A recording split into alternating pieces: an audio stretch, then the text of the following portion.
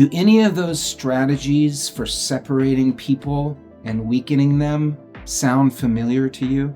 Women versus men, black versus white, gay versus straight, trans versus cis, even Republican versus Democrat?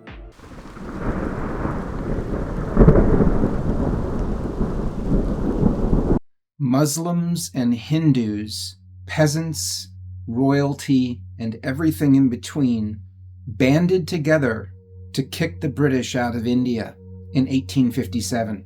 The British defeated the uprising, but it struck fear into their hearts. They realized that a unified India would kick them out immediately, and so they instituted a new policy called divide and rule to increase distrust and division between Indian citizens.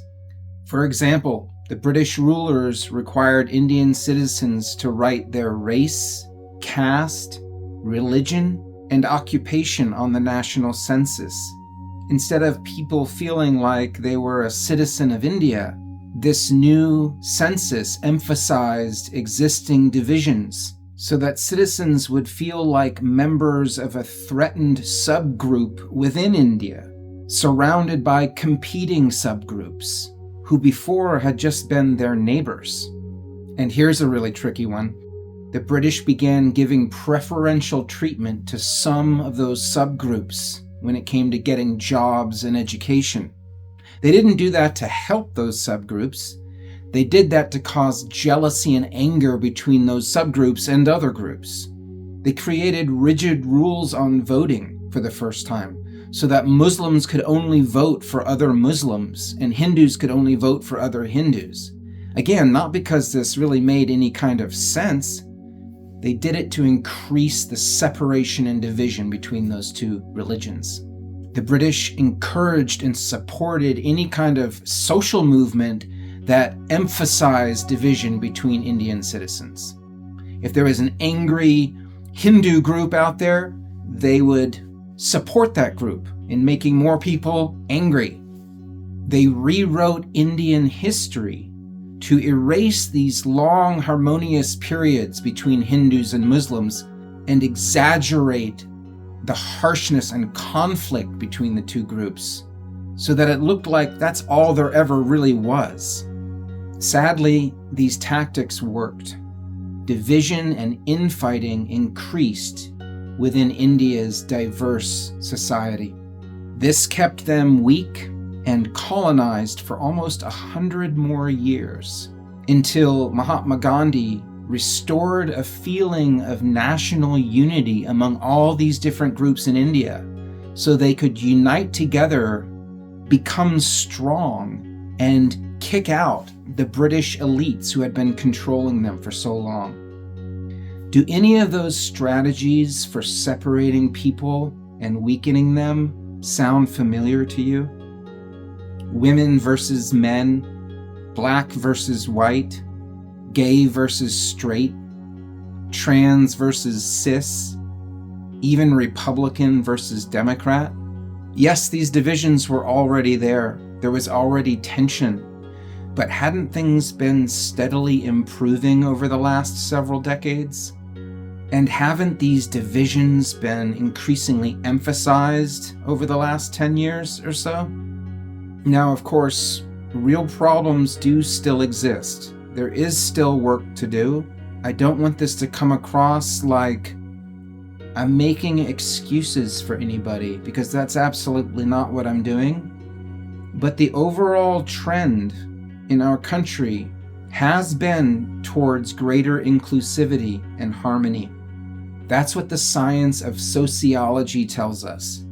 Can you believe that studies show the US to be one of the least racist countries in the world? Didn't we end slavery here before most of Africa, Asia, and the Middle East? Didn't we vote in a black president for 2 terms right before a new social movement started calling America a white supremacist nation?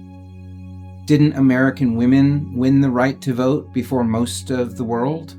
Weren't gay Americans among the first in the world to win the right to marry? Yes, this is what the real data tells us.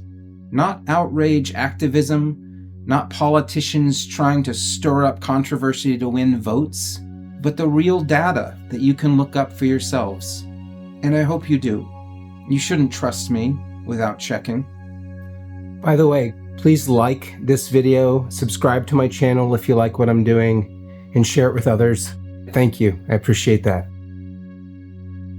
The reality is that America has been a leader in progressivism on planet Earth since it was founded 250 years ago. We've been a nation that other nations in the world have looked up to when it came to equality and human rights. Progress has been slow, it's been steady, it's been imperfect, but it's happened. And then something changed. Starting soon after the Occupy Wall Street protest of 2011, whose motto, by the way, was 99% together, meaning 99% of Americans in it together, unified. Soon after that protest, the divisions in America, which had been slowly melting over the decades, became hyper-emphasized in the media. An outrage, cancel culture movement rose to prominence in society, helping to create the deepest divisions between Americans since right before the Civil War 150 years ago. Average Americans started seeing their neighbors as their enemy, and the one division that wasn't hyper-emphasized was rich versus poor.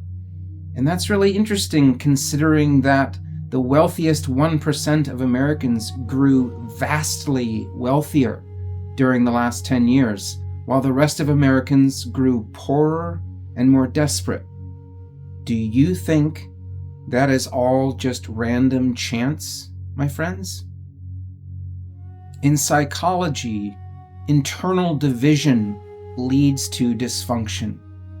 In meditation, a divided mind becomes weak. In medicine, a divided body gets sick. What happens to a divided nation?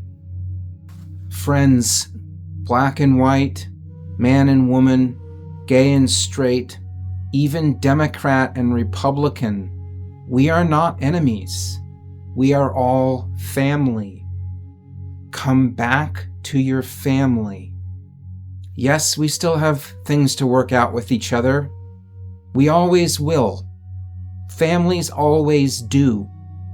But that can only happen through connection with each other, not through division and outrage. We really do need each other. Come back.